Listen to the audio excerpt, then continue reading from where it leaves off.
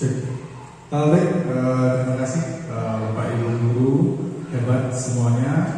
SD Negeri 2 Sangkaragung mengizin pada hari ini yang akan menyampaikan rencana tindak lanjut dari kegiatan PKK PJOK yang sudah yang ikuti kurang lebih selama 3 bulan.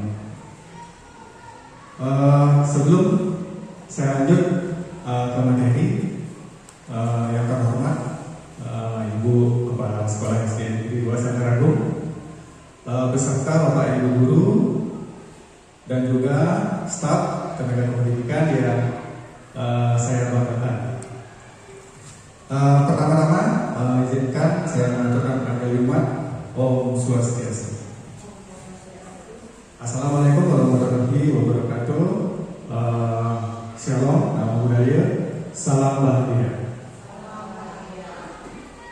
Baik, saya mulai saja pemaparan ataupun sosialisasi RTL yang sudah saya buat dengan judul program atau judul kegiatan di sini adalah sekarang. Singkatannya sekarang, akronimnya sekarang. Namun artinya di sini adalah Senam Kreasi SD Negeri 2 Sangkaragung. Dibuat oleh saya sendiri. Oke, berikutnya. Oke, yang di slide pertama ada fokus. Mari kita fokus untuk mendengarkan apa yang saya sampaikan. Untuk di slide pertama kita bisa lihat di sana Bapak Ibu itu melihat ada angka apa huruf? Angka berapa? Angka 2. Oke, kita lanjut yang kedua. Nah, di fokus yang kedua, kira-kira Bapak Ibu melihat apa di sana? Angka berapa? 26. Oke, fokusnya sudah mulai bagus. Kita lanjut ke fokus yang ketiga. Temukan 3 perbedaan. Nah, kira-kira apa? Yang pertama apa? Gigi. Kenapa giginya? Oke, giginya ada yang kecil 1. Berikutnya apa lagi perbedaan? Kuku. Oke, yang di sini ya, yang ini ada 3, yang di sini ada 2. Oke, apa lagi yang berikutnya? Pohon, yang mana ibu pohonnya? Besar 1, kecil 1. Batangnya. Oh, ini mungkin maksudnya ya yang di atas ya. Ada yang bercabang, ada yang tidak. Oke. Kita lanjut ya. Berarti fokus dari Bapak Ibu guru semuanya sudah sangat bagus. Jadi kita lanjutkan ke materi yang selanjutnya. Oke, latar belakang dari RTL ini adalah pendidikan jasmani adalah disiplin ilmu dan praktik pendidikan yang bertujuan untuk mengembangkan keterampilan fisik, pengetahuan olahraga, kebugaran jasmani, sikap positif terhadap aktivitas fisik. Melalui pendidikan jasmani, siswa diajak untuk aktif bergerak, memahami pentingnya kesehatan fisik, dan mengembangkan keterampilan sosial seperti kerjasama, sportivitas, dan juga disiplin. Dalam aktivitas fisiknya, peserta didik perlu mendapatkan dukungan dari berbagai aset di dalam proses belajarnya. Yakni 1 ada aset manusia, 2 ada aset fisik, 3 aset lingkungan, 4 aset sosial, 5 aset agama dan budaya, yang ke-6 ada aset politik. Aset manusia di sini meliputi kepala sekolah, guru, dan juga peserta didik. Aset fisik, ruang kelas, proyektor, laptop, handphone, tripod, dan juga sound system dan lain sebagainya. Kemudian aset lingkungan yaitu merupakan halaman sekolah yang kita miliki. Aset sosial, kepemimpinan, kerjasama, saling percaya dan rasa memiliki antar peran.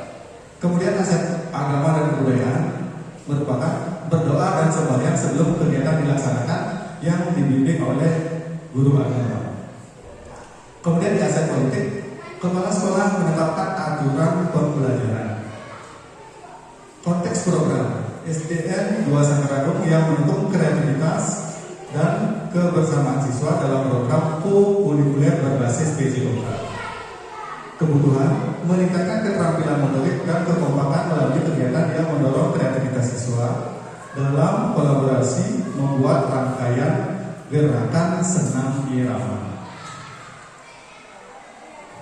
Berikutnya, adapun tujuan dari program yang saya buat di sini. Yang pertama yaitu memfasilitasi pembelajaran PJOK yang berpusat pada peserta didik. Kemudian yang kedua adalah mendorong kreativitas dan ekspresi diri peserta didik dalam senam irama. Kemudian yang ketiga adalah menumbuhkan rasa kepemilikan siswa terhadap proses pembelajaran melalui pemilihan musik dan juga pemilihan gerakannya. Nah, adapun capaian dan juga langkah-langkah dan hasil yang diharapkan dari rancangan program yang saya buat. Capaian 1, siswa memahami gerakan dasar dalam senam irama. Langkah-langkah yang perlu dilakukan pada pelaksanaan program yang saya buat adalah yang 1, pengenalan gerakan dasar, di mana guru menjelaskan konsep dasar senam irama dan gerakan dasarnya seperti aliran tangan, langkah dasar, sikap tubuh yang benar, dan guru menampilkan video atau melakukan demonstrasi secara langsung sederhana mengenai gerak dasar senam irama. Kemudian yang kedua ada latihan individu. Latihan individu yang dimaksud di sini adalah siswa berlatih secara individu dengan fokus pada gerak dasar tersebut. Guru memberikan umpan balik dan koreksi untuk setiap siswa, memastikan setiap gerakan yang dilakukan itu benar. Kemudian yang ketiga ada yang namanya diskusi kelompok. Siswa berdiskusi dalam kelompok kecil untuk saling berbagi pemahaman tentang gerakan yang sudah dipelajari dan mengidentifikasi tentang yang dihadapinya.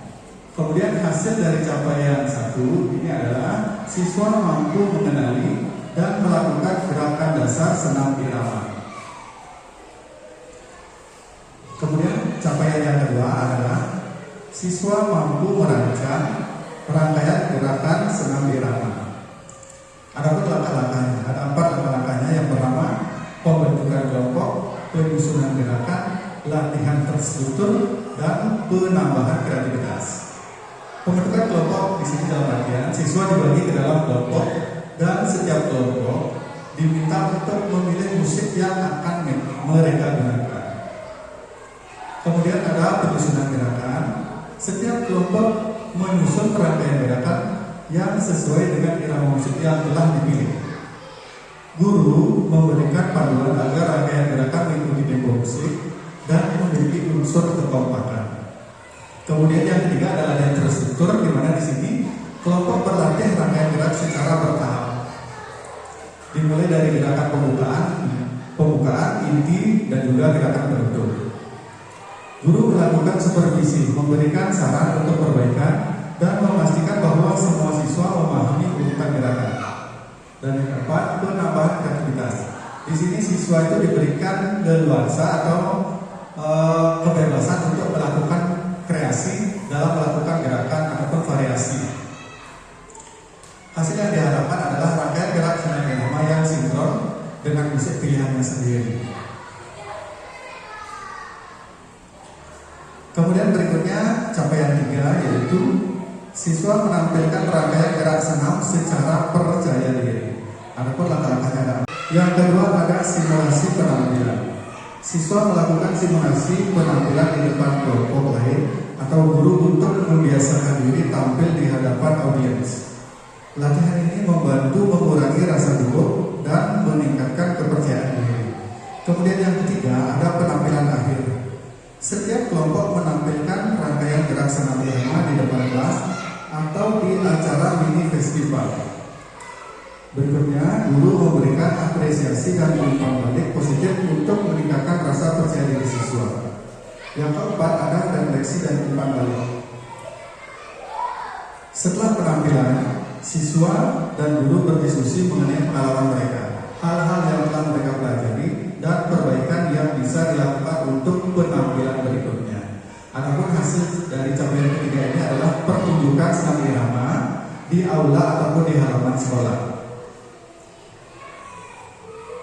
Berikutnya, adapun struktur program dan mitra dalam komunitas belajar. Yang disebut dengan senam kreasi di sini adalah skala program, memiliki skala program, yaitu menyasar siswa kelas 5 di SD Negeri 2 Sangkarabu. Adapun waktu dan tempat dilaksanakan di aula atau halaman sekolah selama kurang lebih 3 minggu dengan 3 JP per minggunya. mita programnya. Yang pertama itu ada guru medioka, yang kedua ada guru seni budaya. Guru seni budaya di sini untuk memilih musik dan koreografi. Adapun juga wali kelas 5 dan kepala sekolah serta seluruh rekan yang ada di sekolah.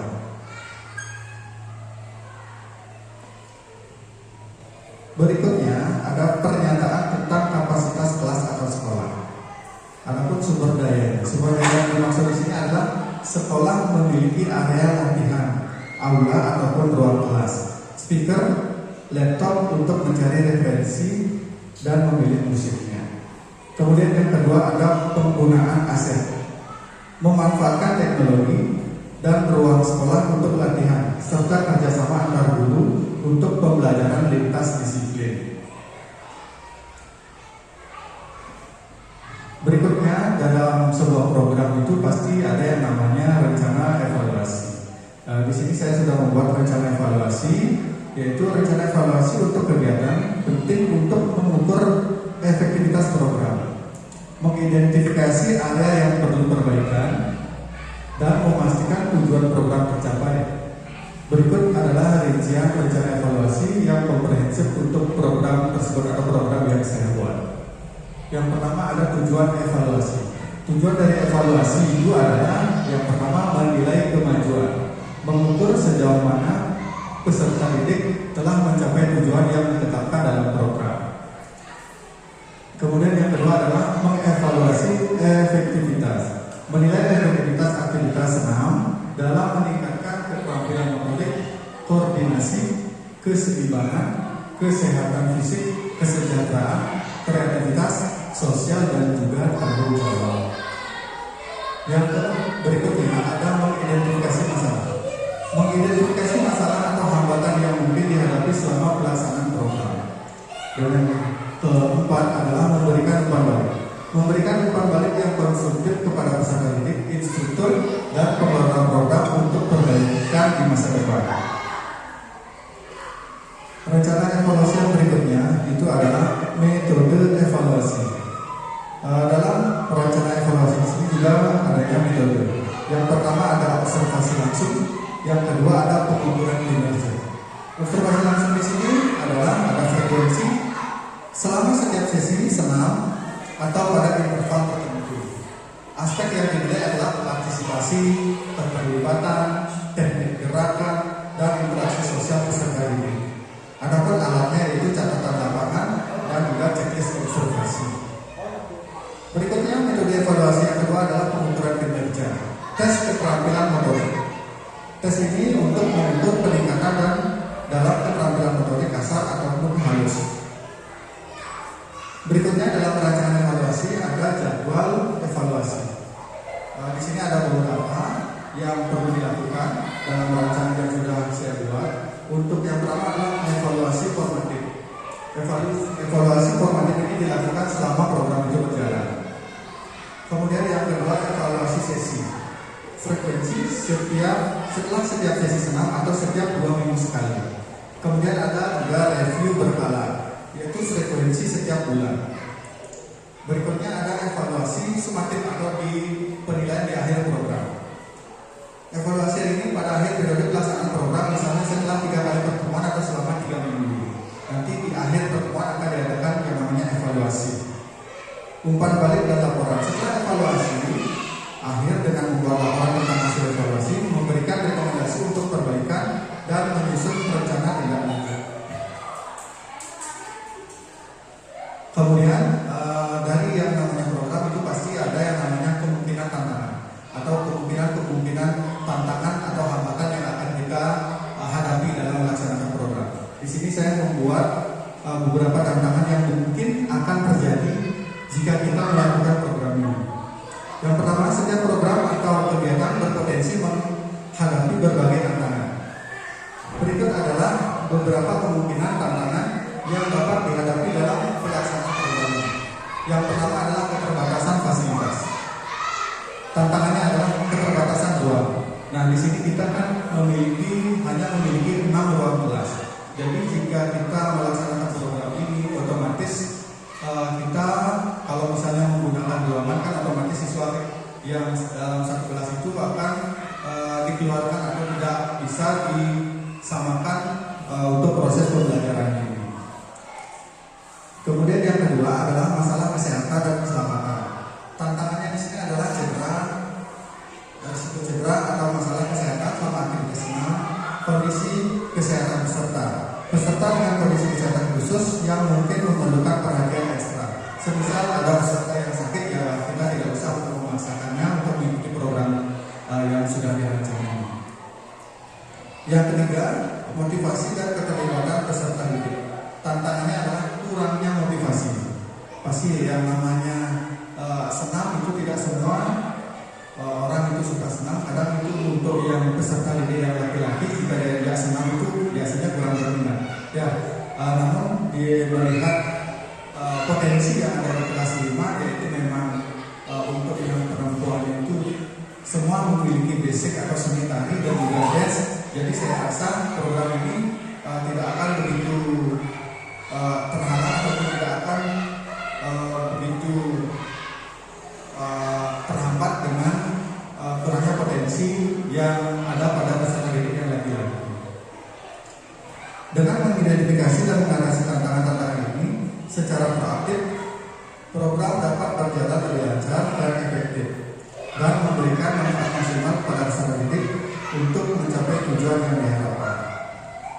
Harapan dari program ini adalah diharapkan program ini dapat meningkatkan keterampilan motorik, kreativitas, dan kebersamaan siswa, serta membangun rasa percaya diri melalui aktivitas senam yang terintegrasi dengan musik dan seni. Nah, itulah kemungkinan yang terjadi jika kita melakukan program yang sudah dirancang. Oke, di sini mari kita diskusi. Mungkin dari pemaparan yang sudah saya berikan tadi tentang program rancangan tindak lanjut yang saya buat, yaitu mengambil tema atau mengambil materi tentang senam kreasi yang dilakukan di kelas 5 SD Negeri 2 Sangkaragung.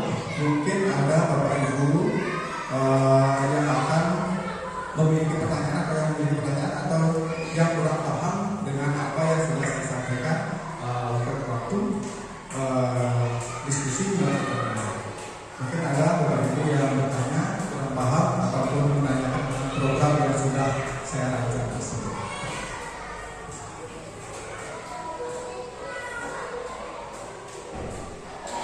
Ya, silakan Bu Devi. Om Swastiastu. Dari pemaparan yang Bapak berikan tadi, saya ingin bertanya pada Bapak Vino. Barusan Bapak Vino bilang kan kelas 5 sebagai sasaran. Apa harus kelas 5? Tadi Bapak bilang di kelas 5 itu ada potensi yang bisa nari sama dance. Sedangkan saya lihat di kelas lain juga ada yang bisa nari, bisa dance.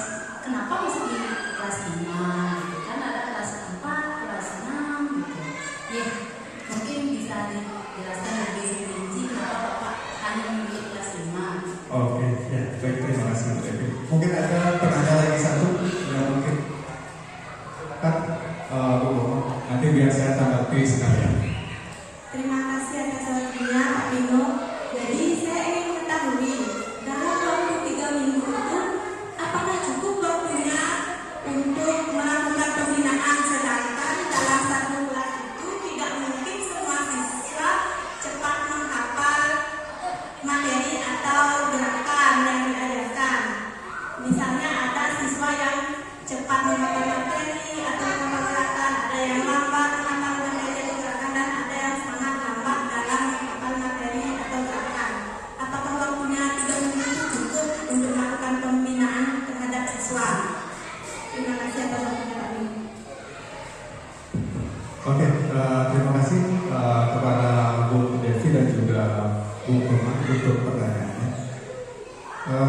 Di sana Bu Devi tadi bertanya kenapa program ini disasarkan kepada kelas 5, sedangkan ada juga kelas-kelas yang lainnya.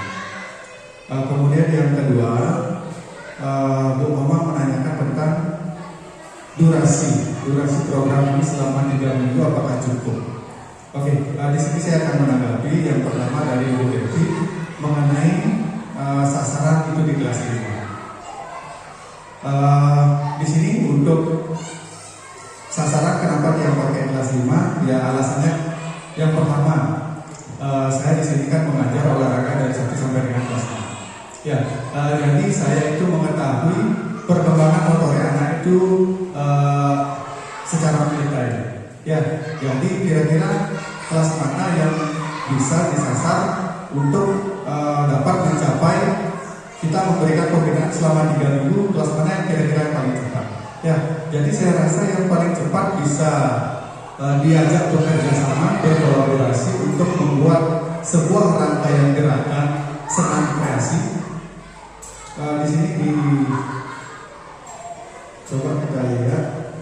Oh, nggak ada ya. Dalam PPT tidak tercatat ya.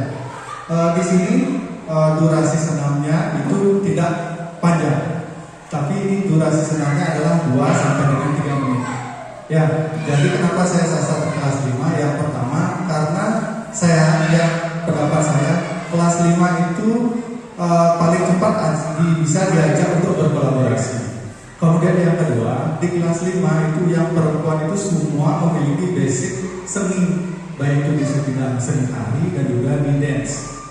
Ya, jadi walaupun ada beberapa anak yang mungkin motoriknya kurang ya di kelas 5 itu, tapi nanti itu akan bisa di-cover dengan pembinaan secara berkelompok. Nanti kan di kelompok juga dibina. Ya, seperti itu.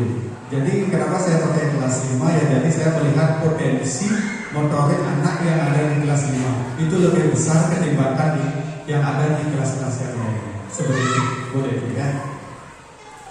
Kemudian berikutnya, apakah cukup dalam waktu 3 minggu? Ya, seperti yang sudah saya katakan tadi, ya, ini kan senam kreasi hanya 2 sampai dengan 3 menit. Ya, jadi itu durasinya tidak begitu panjang. Jadi kalau kita hanya belajar senam kreasi yang dengan durasi 2 sampai dengan 3 menit, saya rasa yang kalau kita mampu bekerja sama dan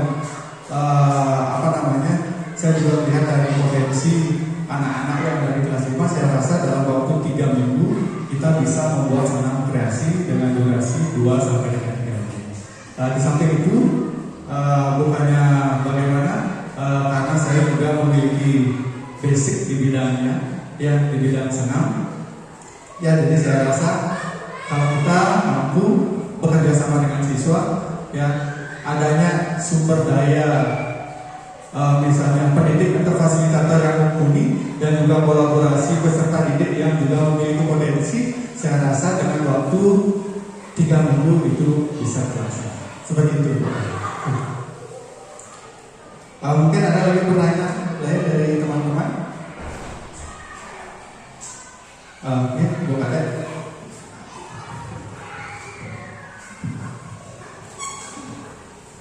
Terima kasih atas waktu yang Anda berikan. Sebenarnya Om Swastiastu. Om Swastiastu. Di sini saya ingin bertanya, apa alasan Bapak untuk mengambil materi senam kreasi pada MTL ini? Oh, ya, terima kasih kepada. Alasan saya mengambil senam kreasi ya, yang pertama sesuai dengan basic saya. Ya, yang pertama sesuai dengan basic saya.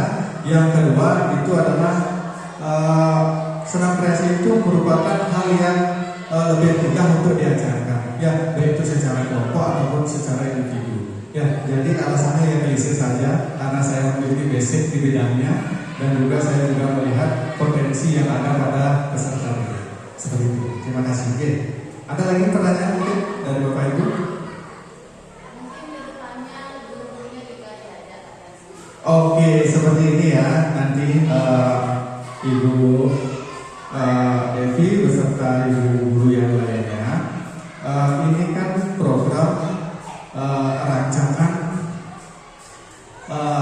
sementara untuk di kelas 5. Ya, nanti kita percobakan dulu di kelas 5. Jika itu program itu memang berhasil, kita cobakan ke kelas-kelas yang lainnya dan juga kita cobakan ke Bapak Ibu guru. Seperti itu. Oke. Saya rasa cukup sekian ya, karena sudah tidak ada yang bertanya lagi. Mungkin sebelum kita akhiri pertemuan ini, dari Ibu Kepala mungkin ada saran dan masukan yang bisa membangun atau yang bisa mendukung program yang sudah saya buat.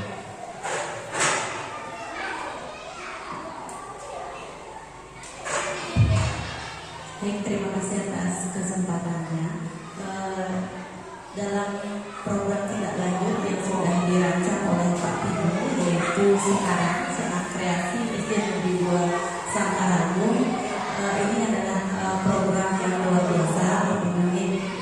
Program ini disusun setelah yang melihat tadi presentasi dari Pak Pino, sudah mengedepankan kebutuhan siswa. Jadi apa kebutuhan siswa, kemudian Pak Pino sudah memanfaatkan aset-aset yang ada di sekolah ini, sehingga dengan matang menyusun rencana tindak lanjut berupa program sekarang atau Senam Kreasi SD 2 Sangkaragung.